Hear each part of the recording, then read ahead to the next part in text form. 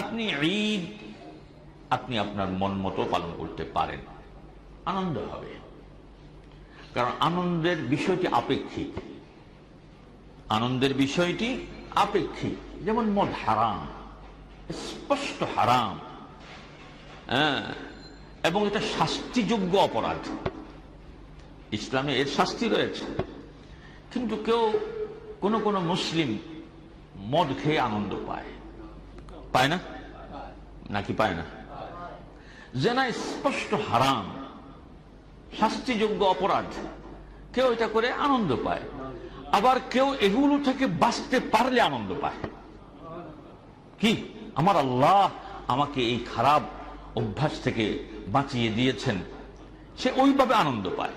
কেউ সালাত আদায় করে আনন্দ পায়, কি, আবার কেউ সালাত আদায় না করে আনন্দ পায়।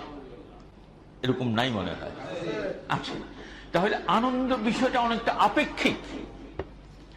কে কোন চরিত্রের, কে কোন মানের, তার ইমানের মান কেমন, সে অনুযায়ী সে আনন্দ দুঃখ সবটা ওইভাবে অনুভব করবে।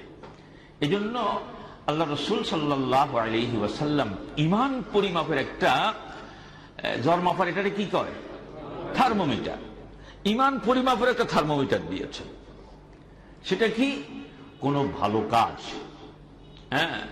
কোনো ভালো কাজ যদি তোমাকে আনন্দিত করে, নামাজ পড়েছি আনন্দ লাগে, রোজা পালন করতে পেরেছি আনন্দ লাগে, কাউকে একটু দিনের দাওয়াত দিয়েছি আনন্দ লাগে, কাউকে একটু সাদাকা করতে পেরেছি আনন্দ লাগে। এক কথায় কোনো ভালো কাজ, শরীয়ত সম্মত কোনো ভালো কাজের দ্বারা যদি তুমি আনন্দ পাও, আর মন্দ কাজের দ্বারা যদি তুমি ব্যথা পাও, আমার দ্বারা, আমি মুসলমান, আমার দ্বারা সালাত তরক হয়ে গেল, আমি মুসলমান, আমার দ্বারা পর্দা লঙ্ঘিত হয়ে গেল, এক কথায় মন্দ কাজের দ্বারা মন দুঃখ পাও, ব্যথা পাও, তাহলে তুমি ধরে নাও ফাআনতা মুমিন, তুমি মুমিন। কি, তার মানে ভালো কাজের দ্বারা আনন্দ পেলে, মন্দ কাজের কারণে যদি ব্যথা পাও, এটা যদি তোমার অনুভূতিতে আসে, তো নির্ঘাত তুমি ধরে নাও তুমি কি মুমিন। তো ঈদের দিন আপনি আপনার মন মতো আনন্দ করেন। যেমন আমাদের দেশে ঈদের আগের দিন রাত্রে বাজি ফোটায়। এখন যারা ফোটায় তারাও তো আনন্দ পায়, এই যে অনেক যুবকরা খুব হাসে।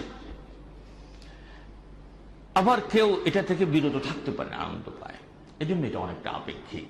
ঈদুল আযহা আপনি আপনার মন মতো আদায় করেন, তবে যদি রাসূলের সুন্নাহ অনুযায়ী যদি আদায় করেন, একদিকে আনন্দও পেলেন নির্মল শরীয়ত সম্মত, এবং এই আনন্দ উদযাপনের দ্বারা শুধু আপনার চিত্ত বিনোদন হলো, আনন্দ পেলেন তা না, তার সাথে সাথে যোগ হবে সওয়াব।